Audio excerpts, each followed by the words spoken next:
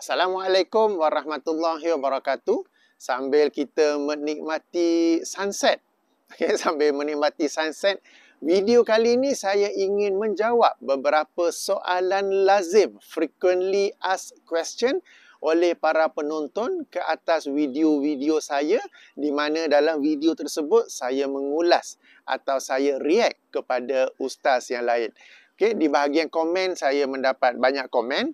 Banyak juga yang marah, banyak juga yang bertanya.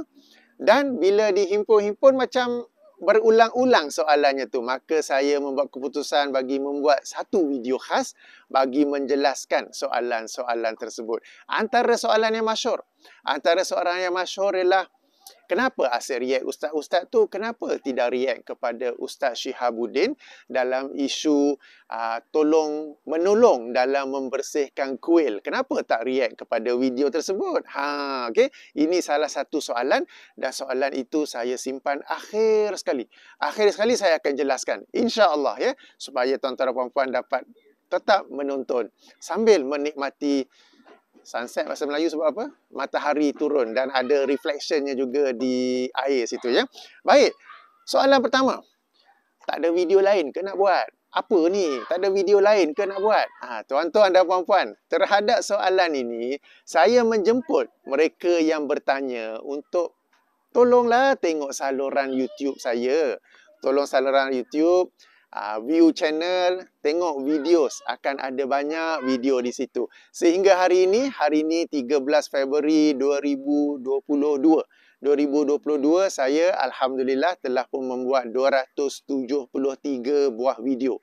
Saya telah muat naik ke saluran YouTube saya 273 buah video, dan jika video ini siap, insya-Allah saya muat naik menjadi 274.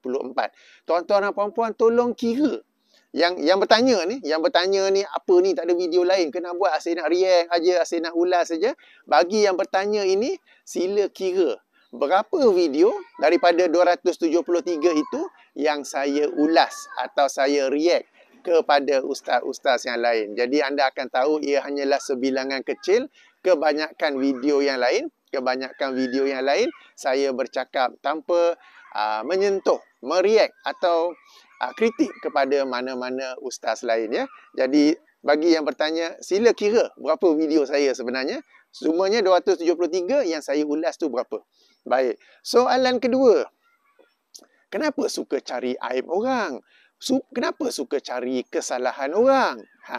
Okey, ini satu lagi soalan yang lazim. Maka saya jawab dengan 2 poin. Pertama sekali, kalau anda tonton betul-betul, dengar betul-betul kepada video-video saya yang mengulas kepada ustaz lain, hampir semuanya saya berkata di bahagian awal, telah sampai kepada saya sebuah video. Maknanya apa? Bukan saya yang cari. Para penonton yang hantarkannya kepada saya. Nombor telefon saya ada dalam YouTube, ada dalam buku-buku tulisan saya, ya. Nombor telefon yang sama ni. Dan mereka hantar video masuk WhatsApp. Kalau yang tak ada nombor, masuk melalui Facebook Messenger. Ada yang masuk melalui Telegram. Sebegitu banyak sampai kadang-kadang saya pun lost track. Sebagai contoh, yang masuk melalui WhatsApp punya banyak masuk sampai kadang-kadang ahli keluarga saya WhatsApp pun dia dah jatuh ke bawah sebab banyak sangat masuk. Tuan-tuan dan puan-puan, Alhamdulillah, Masya Allah, di kalangan umat Islam kita di Malaysia ni ramai yang sudah ada ilmu pengetahuan agama. Ramai yang sudah, apabila mereka mendengar video ustaz lain, dia orang dapat detect ada yang tak kena kat situ. Mereka dapat kesan ada benda yang bertentangan dengan Al-Quran dan hadis. Cuma mereka kurang pasti dan mereka forward video tu pada saya. Kapten, tolong tengok video ni. Nampak macam bertentangan lah. Bukankah Allah telah berfirman sekian. Sebagai contoh. Ada lagi yang hantar video. Kapten, tolong tengok video TikTok ni. Saya rasa berlainan lah daripada hadis Nabi sekian. Mereka sendiri sudah detect. Alhamdulillah, di kalangan umat Islam di Malaysia ni, ramai yang sudah celik Al-Quran. Ramai yang sudah arif tentang dalil-dalil Al-Quran dan As-Sunnah. Jadi mereka yang hantar dan mereka yang minta tolong saya tengokkan, dan mereka jugalah yang minta saya ulas. Mana yang saya dapati ianya memang patut diulas, saya ulas. Mana yang sekadar tersasul ke, tersalah cakap ke, saya tidak ulas. Sebagai contoh tak silap saya minggu lepas ada seseorang yang hantar video kepada saya tentang seorang ustaz selebriti dalam rangka dia bersungguh-sungguh untuk mempromotkan akidah Asy'ariyah.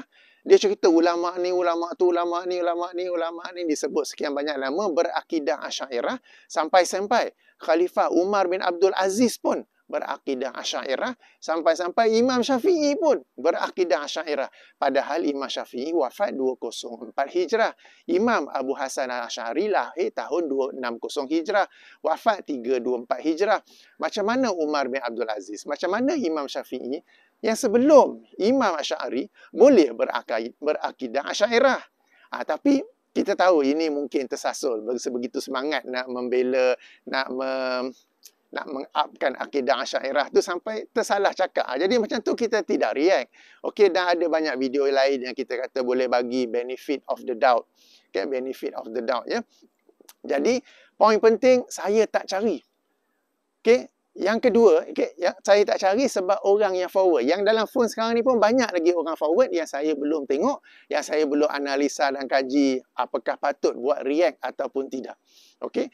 Jadi bukan saya yang cari yang pertama. Yang kedua, please, I don't have time to watch this kind of people talking about religion. Tuan-tuan dan puan-puan, masa kita ni terhad. Saya tidak membazir masa saya untuk menonton video-video ustaz sedemikian untuk mencari kesalahannya. Tak, saya tak dengar. Seingat-ingat saya tak pernah dengar pun video mereka tu secara penuh.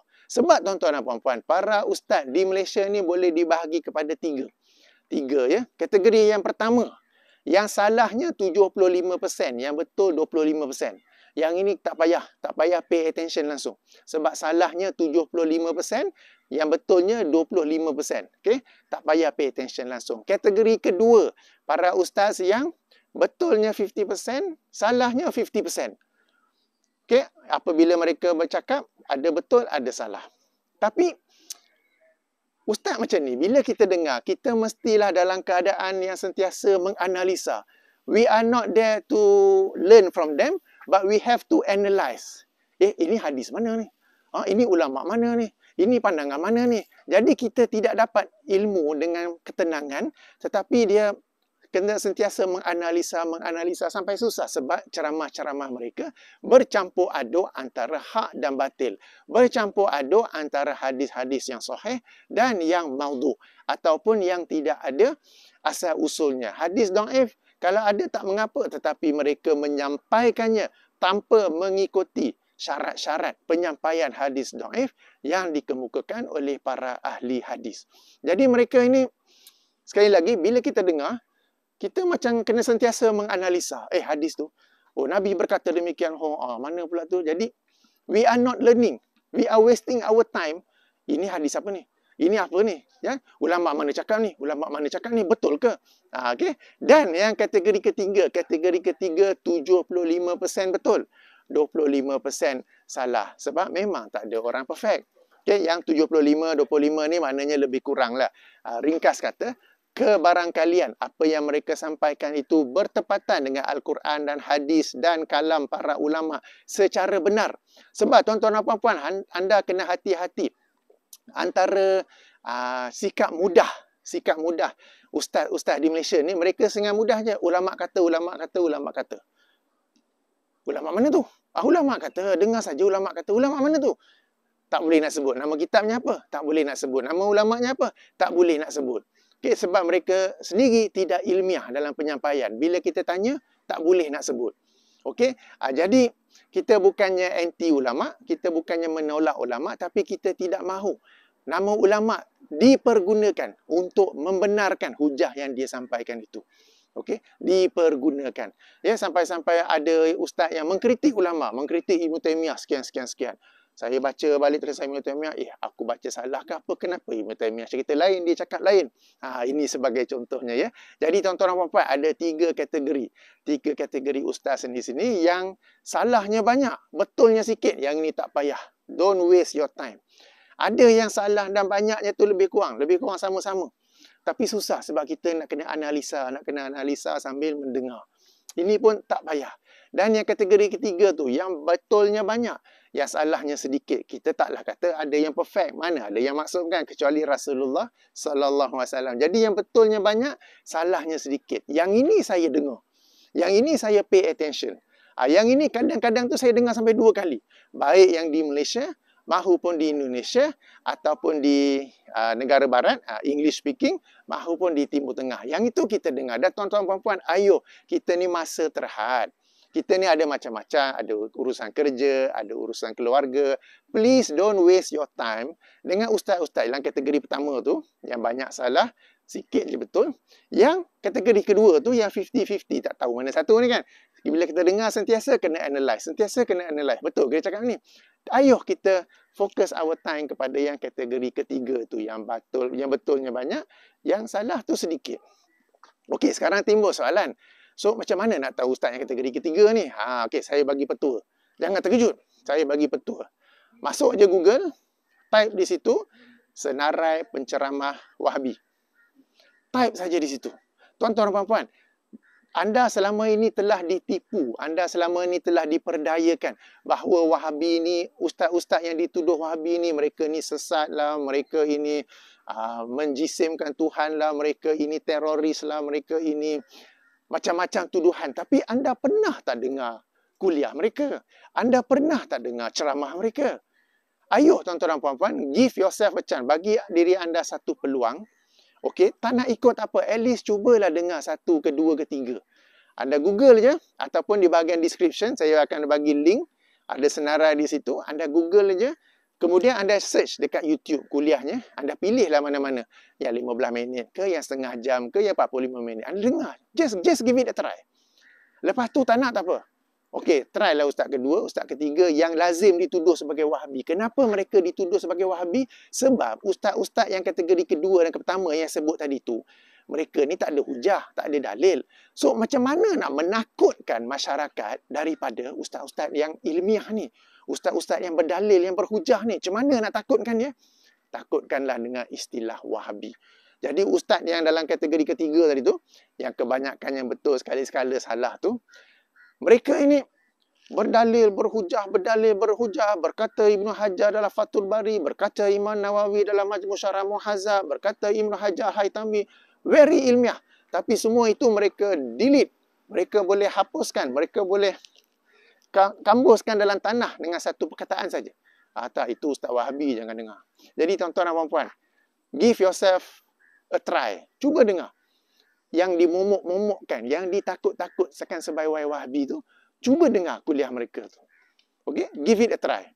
Alright, jadi untuk soalan kedua tu, kenapa kerja saya ni mencari aib orang, mencari salah orang? Tak, saya tak cari. Saya tak cari salah atau mencari aib. Orang yang hantar video, Kapten tolong tengok pada zahirnya nampak sekian-sekian-sekian ya. Sebab saya memang banyak dengar kuliah dalam YouTube, tapi saya dengar kuliah daripada ustaz-ustaz lain yang kategori ketiga itu. Kebanyakannya betul, sekali-sekala adalah perkara yang kita boleh bincang ke, kaji ke, apa ke. Okey, ini 3 kategori. Baik, soalan seterusnya. Tapi soalan tadi tu ya, kenapa asyik nak cari salah orang, kenapa nak cari salah orang. Jadi yang bertanya tu setujulah memang salah tu ya. Okey, kenapa nak bongkarkan aib orang, tuan-tuan? Aib ini adalah sesuatu yang tersembunyi. Apa yang dia buat dalam rumahnya ke, apa yang dia buat dalam perbincangan personal ke, itu yang tersembunyi. Lalu itu memang tidak patut disebarkan kepada khalayak ramai. Adapun apabila dia berkuliah, dan dia berkuliah, dia cerita mimpi, dia cerita hadis palsu, dia cerita petua-petua, dia cerita kurafat-kurafat, dia yang mengaibkan dirinya sendiri. Bukan saya yang bongkarkan aib, dia yang mengaibkan dirinya sendiri di khalayak ramai. Maka tuan-tuan dan puan-puan, sesuatu yang kesalahan yang dilakukan di khalayak ramai, sebab ceramahnya, YouTube-nya ada view yang banyak, pembetulan juga dilakukan secara khalayak ramai. Bukan lagi secara personal. Kalau kesalahannya itu personal, peribadi, kita tengah sembang-sembang kat restoran, dia salah cakap, maka saya tegur dia peribadi. Bila dia buat kesalahan dalam bentuk yang terbuka, sebagai saya pun buat video, katakan video salah. Saya bacakan hadis yang palsu. Okey, jadi ada orang lain yang nak kritik dengan membuat video secara open. Tak apa, betul. Itu cara yang betul sebab saya telah membuat kesalahan dan kesalahan itu tersebar luas. Maka pembetulannya juga hendaklah disebarkan. Dia bukan lagi personal-personal. Okey, kita ni di Malaysia mungkin sebahagian kita mungkin dia tidak biasa dengan perkara ini. Perkara ini dulu, daripada dulu lagi para ulama kita mereka menulis kitab untuk rad, kritikan ilmiah. Yang ni rad yang ni rad ini menjelaskan kesalahan. Sekarang ini zaman YouTube, zaman audio visual. Bahkan mungkin YouTube pun ketinggalan. Sekarang ni zaman TikTok, betul tak? Okey. Sekarang ni zaman audio visual, maka kita gunakan medium audio visual untuk menerangkan ataupun mengkritik kesalahan orang lain. Okey, jadi ini bukannya mencari aib, tetapi dia yang mengaibkan dirinya sendiri di khalayak ramai. Maka hendaklah dijelaskan aib itu di khalayak ramai juga, ya. Baik. Soalan seterusnya.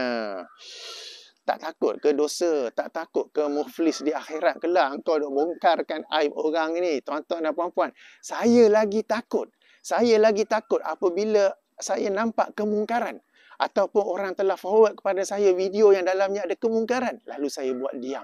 Itu lagi besar dosanya daripada saya menjelaskan kepada khalayak ramai tentang kesalahan dalam sesuatu video. Tuan-tuan dan puan-puan, hadis sahih Muslim yang kita semua tentu pernah dengar. Rasulullah SAW bersabda yang maksudnya, sesiapa dari kalangan kalian,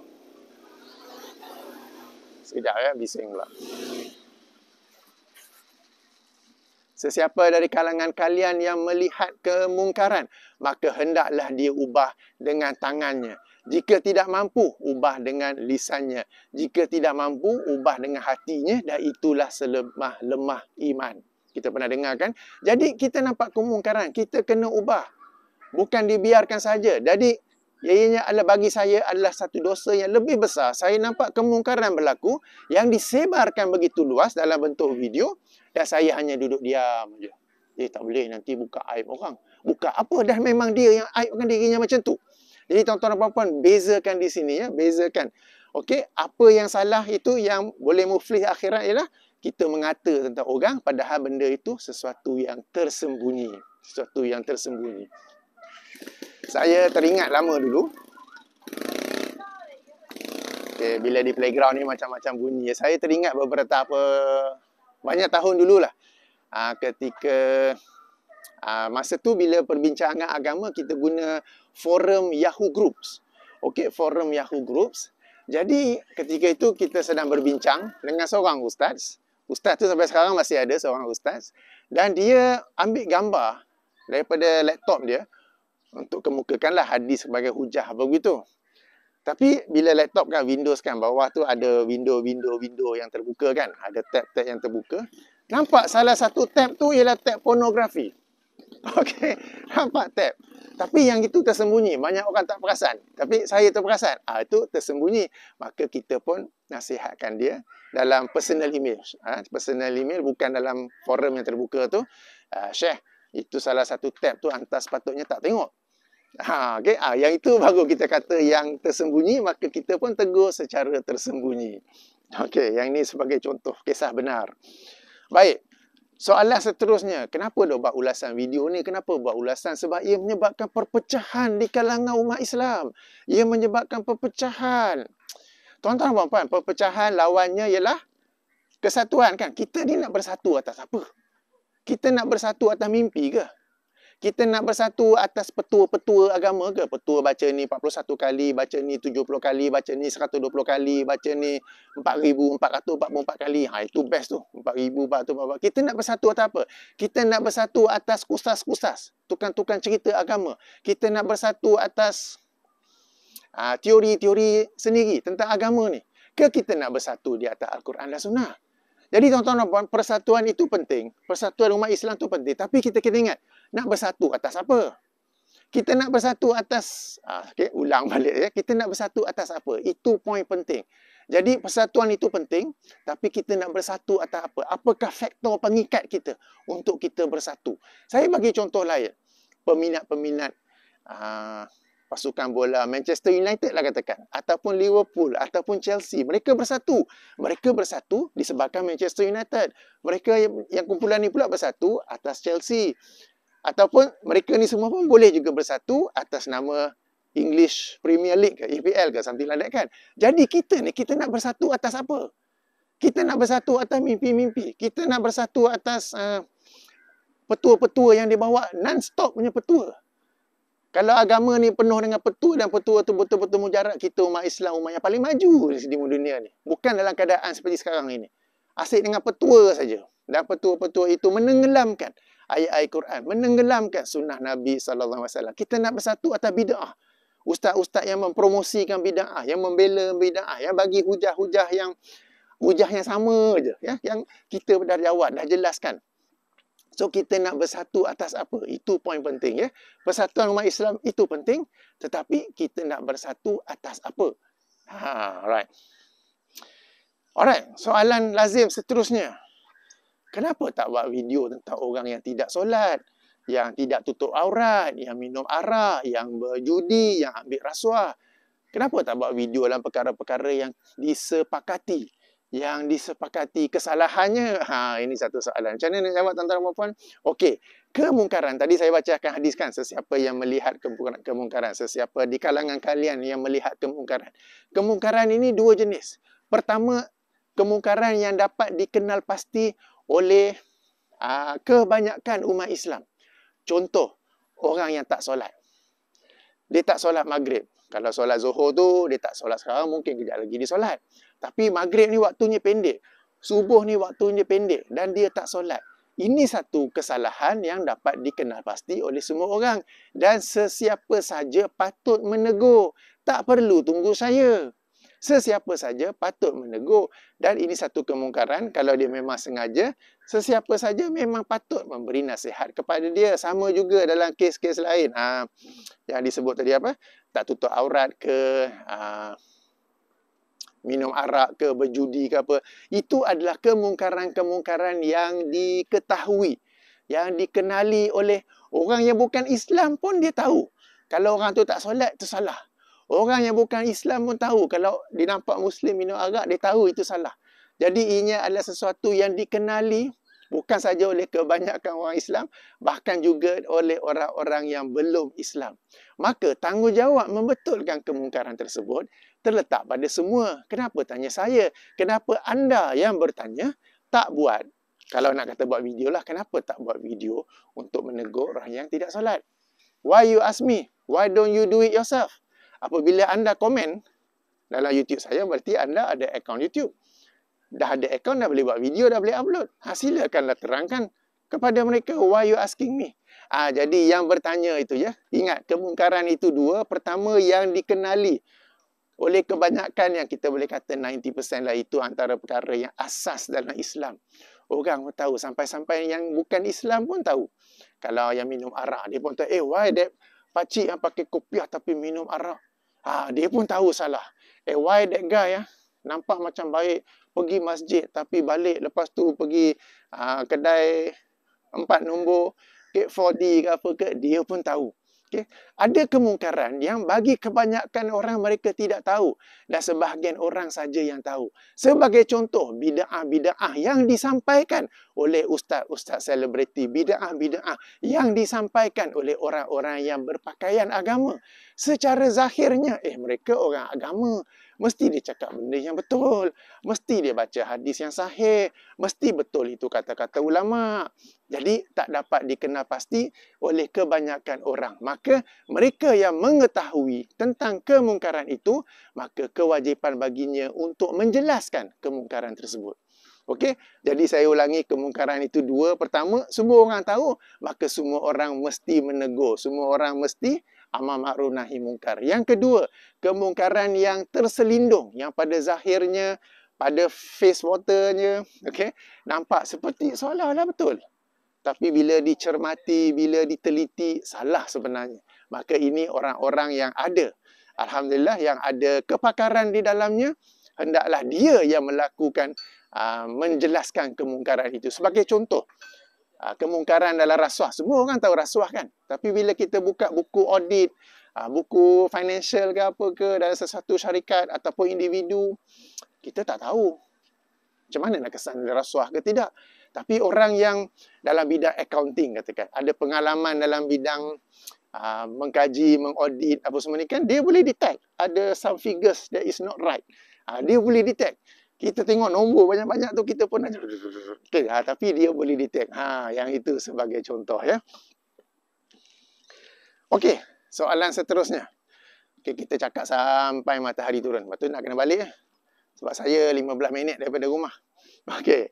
Alright, soalan seterusnya. Kenapa sebut nama ustaz? Nak buat ulasan, kau ulas sajalah. Kau ulas je lah benda ni bid'ah salah-salah. Kenapa nak sebut nama ustaz? Okey, tuan-tuan puan, ini sekali lagi dua ya. Jika perkara itu ramai orang yang melakukan kesalahan hingga saya perlu ulas, saya tak sebut nama. Sebagai contoh ya, beberapa hari lepas saya buat video tentang sifat nuzul bagi Allah SWT dan saya menjawab syubhat-syubhat yang dikemukakan tentang sifat nuzul tersebut. Dan bila sebut tentang syubhat tu, saya tak kata siapa ustaz yang mengatakan syubhat itu. Padahal ustaz tu ada di Malaysia. Ustaz-ustaz tu ada di Malaysia. Tapi disebabkan bukan seorang, tetapi beberapa orang yang melontarkan syubhat itu, maka saya tak sebut nama. Demikian juga sebelum tu saya dah buat video tentang sifat istawa ala arash oleh sifat Allah Subhanahu Wa Taala. Dan saya menjawab syubhat-syubhat terhadapnya. Saya tak sebut nama ustaz. Kenapa? Sebab bukan seorang yang melontarkan syubhat, tapi kebanyakan orang yang berbeza pandangan tentang sifat istawa itu, mereka melontarkan syubhat. Jadi, apa yang berlaku secara umum itu, saya tak sebut namanya. Tetapi jika ia berlaku secara khusus, dia seorang je yang cakap. Ustaz tu seorang je yang cakap. Sebagai contoh. Okey, sebagai contoh. Ada ustaz kata ya, orang nak kahwin ni boleh tengok zodiak, bintang, apa semua. Kalau saya buat video react dan menjelaskan itu salah, pasti akan ada orang kata, ish, mana ada ustaz kata macam tu, mustahil lah. Zodiak ni, bintang-bintang ni, astronomi, astrologi. Okay? Astrologi apa ya? Ini satu salah, ini satu yang syirik. Kan? Tapi, mana ada ustaz kata? Tak ada. Tapi bila saya sebut nama dia, orang akan tahu, okey, memang ada yang cakap macam ni. Demikian juga kalau ada ustaz yang kata, membuat bid'ah hasanah ialah sunnah. Tapi dia seorang je yang cakap, tak ada orang lain cakap. Maka hendaklah saya sebut nama dia supaya kita dapat kenal pasti sumbernya tu. Kita dapat kenal pasti ya. Jadi menyebut nama tu, orang kata nak naikkan rating lah, nak naikkan viewing lah, nak mencari kemasyhuran apa, itu hanyalah kata-kata anda. Anda yang tonton, anda yang sebenarnya naikkan viewing. Kan? Banyak video lain dalam saluran YouTube saya tak nak tengok. Nak tengok yang tu juga. Lepas tu sendiri komplain. Ini saja nak bagi naikkan view. Okey, jadi kalau kemungkaran itu disebut oleh seorang ustaz tersebut, maka saya akan sebut nama dia. Dan saya tidak akan berhenti. Saya akan teruskan lagi menyebut nama dia. Sebab kemungkaran itu berasal daripada dia seorang sahaja. Okey, kita masuk pada soalan akhir. Kenapa saya tidak react kepada Ustaz Syihabuddin tentang isu tolong-menolong membersihkan kuil. Jadi tuan-tuan dan puan-puan, sebenarnya saya ada video. Ada 2 video dalam bab ini tentang mencuci kuil. Cuma dalam video-video tersebut, saya tidak sebut nama Ustaz Syihabuddin kerana pada ketika saya membuat video tersebut, isu tu masih panas dan ada banyak orang yang memberi komen. Antara yang kata boleh dan tak boleh. Bukan Ustaz Syihabuddin seorang sahaja. Okey, jadi ada banyak sampai-sampai tak silap saya, ini dah cerita 2 bulan lepas ni, bulan Disember ya. Mufti Penang pun ada menyatakan pandangan. Cuma saya baca dalam akhbar The Star, bukan The Star, M-Star ke apa ke. Jadi akhbar ni kita tak tahu, mungkin dia dah potong ke apa ke, jadi saya tidaklah ulas. Maka saya ada ulas, ada 2 video, nanti saya letak di bahagian description. Poin pentingnya saya sudah ulas. Saya tak sebut nama Ustaz Syihabuddin kerana bukan beliau seorang saja yang pada saat itu memberi ulasan tentang perkara tersebut. Banyak orang lain. Saya punya Facebook, alhamdulillah, kebanyakan yang dalam Facebook saya itu adalah tokoh-tokoh agama ataupun orang-orang awam yang memiliki ilmu agama yang saya banyak dapat manfaat daripada mereka. Mereka pun telah mengulas ya. Jadi Ketika saya membuat video tersebut, sudah ada banyak pandangan yang boleh dan yang tak boleh, yang boleh separuh ke tak boleh separuh ke. Sebab itulah bila saya membuat video dalam topik ini, saya tidak menyebut nama Ustaz Syihabuddin. Sebagai kata, kalau dia seorang aja. Okay, macam tadi contoh apa? Contoh seorang aja yang kata Rabu terakhir bulan Safar, berhimpunnya semua sial-sial, maka elok mandi untuk membersihkan daripada sial tersebut. Dia seorang je kata macam tu. Dan kita buat video sambil sebut nama ustaz tu. Tapi kalau ramai-ramai yang kata, maka kita ataupun saya membuat video secara umum. Okey? Alright. Kalau tak nak terima penjelasan ini, persilakan. Dah 2 bulan berlalu. Let's move on. Apa duk bising topik lama ni. Baik, tuan-tuan dan puan-puan, itu beberapa soalan lazim yang biasa saya dapat ya daripada para penonton yang di ruangan komen gitu ya, di ruangan komen. Sebelum berakhir, saya ingin membacakan sebuah hadis ya. Hadis ini riwayat Imam Bukhari dan Muslim. Sekarang ini daripada lafaz Muslim, hadis nombor 4294. Jika penuh ikut penomboran Imam Nawawi dalam syarah Sahih Muslimnya, hadis nombor 2327. Okey, daripada Aisyah radhiyallahu anhu qalat ma khayyira Rasulullah sallallahu alaihi wasallam baina amrayni illa akhaza aisarahuma ma lam yakun isman. Okay, Aisyah radhiyallahu anha, isteri Nabi, isteri Rasulullah sallallahu alaihi wasallam menceritakan, tidaklah Rasulullah sallallahu alaihi wasallam ini diberi pilihan antara dua perkara. Diberi pilihan antara dua perkara, melainkan baginda akan mengambil yang paling mudah di antara kedua-duanya, asalkan apa yang tidak melibatkan dosa. Asalkan ia tidak melibatkan dosa. Fa'in kana isman kana ab'adan nasi minhu. Jika ia melibatkan dosa, maka bagindalah orang yang paling menjauhinya berbanding sesiapa yang lain. Paling menjauhi daripadanya berbanding sesiapa yang lain. Seterusnya, yang ini penting. Wa ma in taqama Rasulullah sallallahu alaihi wasallam li nafsihi illa an tuntahaka hurmatullahi azza wa jalla. Dan tidaklah Rasulullah sallallahu alaihi wasallam ini marah atau berdendam terhadap apa-apa kesalahan yang dilakukan oleh musuh orang lain ke atas dirinya, kecuali apa-apa pelanggaran yang berlaku. Hurmatullah ni terjemahan harfiah kehormatan Allah, tetapi maksudnya ialah apa-apa pelanggaran yang berlaku dalam hukum hakam Allah, dalam perintah dan larangan Allah Subhanahu Wa Taala, barulah baginda menjadi marah. Artinya apa? Kalau ada orang-orang pada zaman Rasulullah yang baginda berdakwah, mereka mengkritik balik apa semua tu, tapi mereka kritik peribadi baginda tak marah, relax saja. Tapi kalau ada orang-orang yang melanggar agama Allah, ada yang melanggar perintah larangan Allah, maka Rasulullah sallallahu alaihi wasallam marah. Jadi tuan-tuan dan puan-puan, ayuh kita mesti memiliki sifat marah kepada orang-orang yang berpakaian dengan pakaian agama, tetapi mereka ni melanggar. Mereka melanggar dengan cara menyampaikan petua-petua sendiri dalam hal agama, seolah-olah agama ni milik mereka sendiri. Menyampaikan hadis sesuka hati, tak kisah hadis itu apa darjatnya. Tapi kalau hadis itu berbeza dengan apa yang mereka punya pandangan, boleh pula nilai. Oh, ini darjatnya sekian ya. Tapi kalau hadis lain, main sampaikan saja, tak kisah pun. Ayuh kita menjadi marah kepada para kusas. Kusas ini ialah tukang-tukang cerita dalam agama. Kita marah bukan sebab peribadi.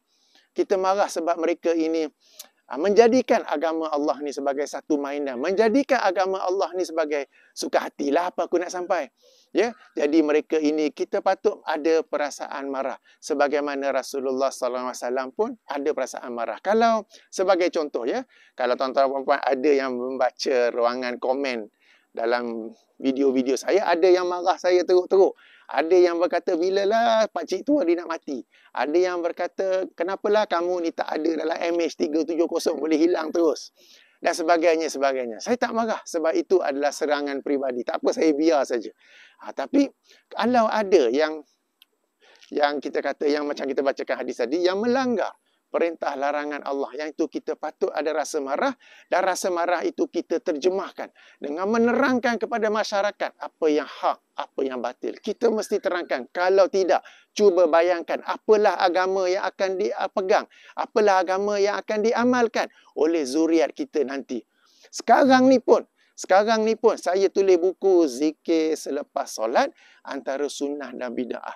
Orang dah komen, Kapten, terima kasih buku ni. Saya tak tahu ini zikir yang Rasulullah baca. Saya ingat yang selama ni kita biasa buat di masjid, itulah zikir yang Rasulullah baca.